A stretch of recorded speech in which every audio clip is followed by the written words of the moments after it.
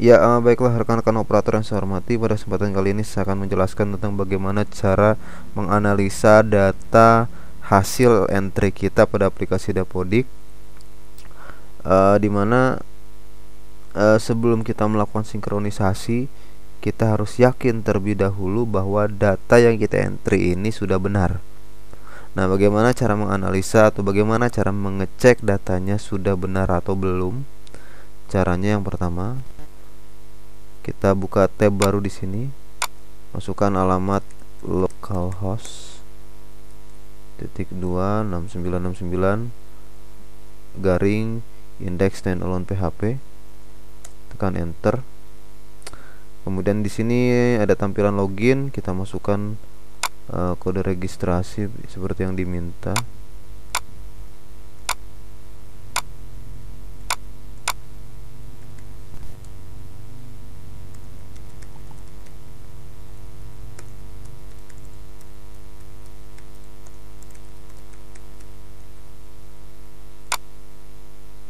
Oke.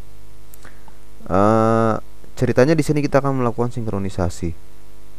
Tapi sebelum melakukan sinkronisasi, kita akan cek dulu bagaimana atau apakah data yang kita entry itu sudah betul atau belum. Bagaimana cara mengeceknya? Di sini kita lihat data yang mengalami perubahan. Di sini ada PTK baru 1, kemudian ada PTK 3, kemudian PTK terdaftar ada 8. Nah, yang pertama cek dulu PTK baru ada 1 orang. Ceknya kita kembali lagi ke aplikasi Dapodik, PTK, kemudian cek di tambah.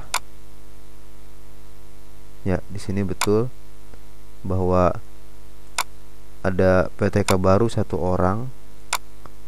Oke, berarti benar datanya. Kemudian selanjutnya PTK terdaftar ada 8. Ya, di sini. Oke, kemudian peserta didik baru ada 1 orang.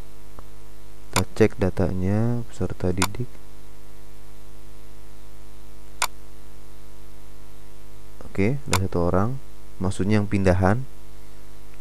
Sudah benar datanya. Peserta didik longitudinal. Ini cara mengeceknya dengan pilih siswa, kemudian klik ubah.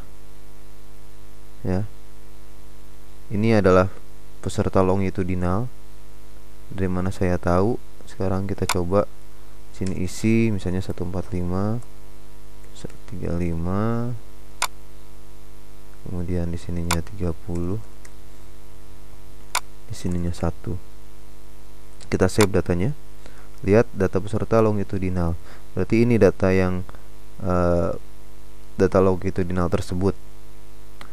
Nah, di sini ketika peserta longitudinal ada 8, itu artinya bahwa pada data rincian yang sudah diisi dari semua data siswa ini hanya 8 orang yang terdeteksi oleh aplikasi.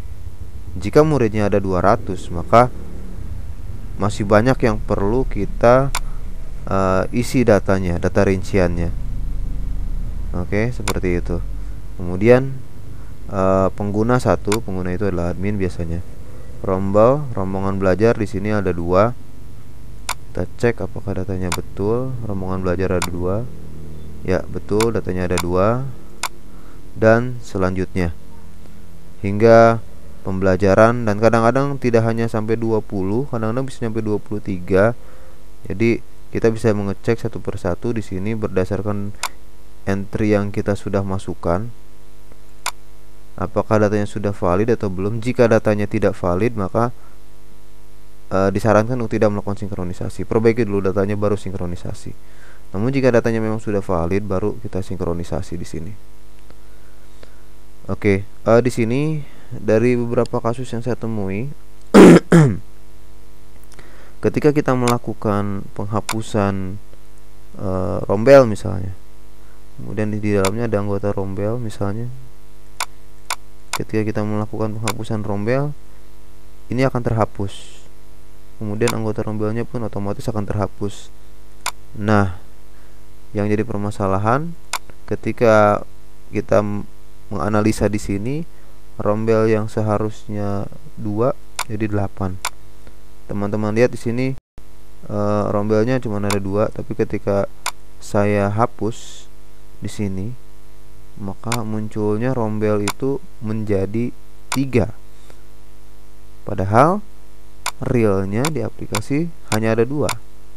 Jadi satu lagi muncul akibat data tersebut saya hapus waktu itu. Namun rombel tersebut bisa muncul kembali dengan melalui CMD atau command prompt. Data itu bisa kembali, data rombel tersebut.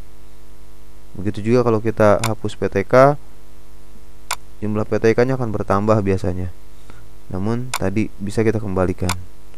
Seperti itu. Jadi yang ingin saya tekankan di sini adalah sebelum melakukan sinkronisasi, pastikan data-data ini sudah sesuai dengan apa yang teman-teman kerjakan. Baru teman-teman bisa sinkron. Jika datanya belum valid di sini, maka lebih baik diperbaiki. Baru teman-teman sinkron. Oke, jadi teman-teman itu cara menganalisa data yang kita entry apakah sudah benar atau belum.